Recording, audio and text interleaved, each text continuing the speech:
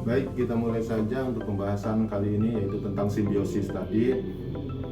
Simbiosis itu dibagi menjadi 3 jenis. Sebelum ke jenis-jenis tertentu, saya akan bahas dulu apa itu simbiosis. Jadi, simbiosis itu adalah hubungan di antara dua makhluk hidup atau hubungan antara satu makhluk hidup dengan makhluk hidup lainnya. Seperti itu. Ada 3 jenis dalam simbiosis. Simbiosis yang pertama ada simbiosis mutualisme, yang kedua ada simbiosis komensalisme, dan yang ketiga ada simbiosis parasitisme.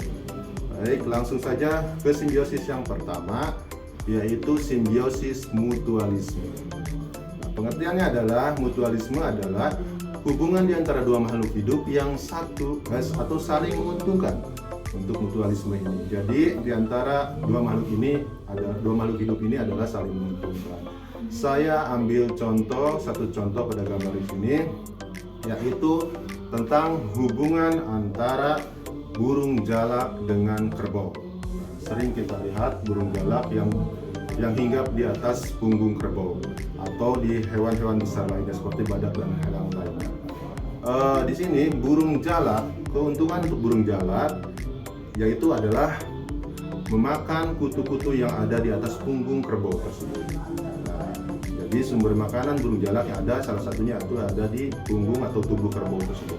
Sementara keuntungan untuk kerbaunya adalah karena kutunya yang ada di dalam punggung kerbau tersebut dimakan oleh burung jalak, maka akan berkurangnya rasa gatal atau hilangnya mungkin rasa gatal yang ada di dalam yang terasa oleh kerbau tersebut. Jadi dapat kita lihat dari interaksi ini adalah dua makhluk hidup ini adalah saling menguntungkan. Seperti itu. Kita lanjut ke pembahasan kedua, yaitu tentang simbiosis komensalisme. Nah, komensalisme untuk simbiosis ini pengertiannya yaitu simbiosis yang hubungan di antara dua makhluk hidup yang satu diuntungkan dan yang satu lagi tidak diuntungkan dan tidak dirugikan. Nah, kalau yang ini tidak diuntungkan, yang tidak dirugikan, dan ada yang diuntungkan. Saya akan ambil contoh yaitu bunga anggrek dengan pohon mangga. Bunga anggrek dengan pohon mangga. Keuntungan untuk bunga anggrek dan pohon mangga tidak diuntungkan atau tidak dirugikan. Kenapa bisa seperti itu? Karena bunga anggrek yang menempel di pohon mangga tersebut akan lebih mudah untuk mendapatkan akses sumber makanan dan sumber cahaya dari matahari tersebut.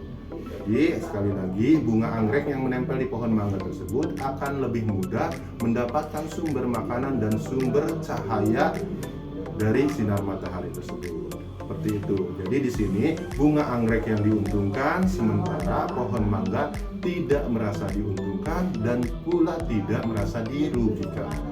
Seperti itu. Selanjutnya yang ketiga ada simbiosis parasitisme. Nah, untuk simbiosis parasitisme ini jadi hubungan satu makhluk hidup dengan makhluk hidup lainnya, tapi ada yang diuntungkan dan ada yang dirugikan. Jadi satu makhluk hidup diuntungkan, satu lagi dirugikan. Saya akan ambil contoh di dalam gambar ini ada hubungan antara nyamuk dengan kulit manusia atau dengan manusia. Nyamuk itu adalah mencari atau menghisap darah untuk makannya. Ya, di dalam contoh ini ada kulit manusia, jadi nyamuk menghisap darah manusia. Jelas parasit itu, nyamuk itu sebagai parasit yang diuntungkan atau yang diuntungkan karena menghisap darah manusia. Sementara manusia itu adalah yang dirugikan. Kenapa seperti itu? Karena impact atau efek dari gigitan nyamuk tersebut akan menimbulkan rasa gatal buat manusia, rasa gatal buat kulit manusia tersebut. Bahkan lebih parahnya lagi bisa akan menimbulkan gejala-gejala penyakit yang lainnya. Seperti itu.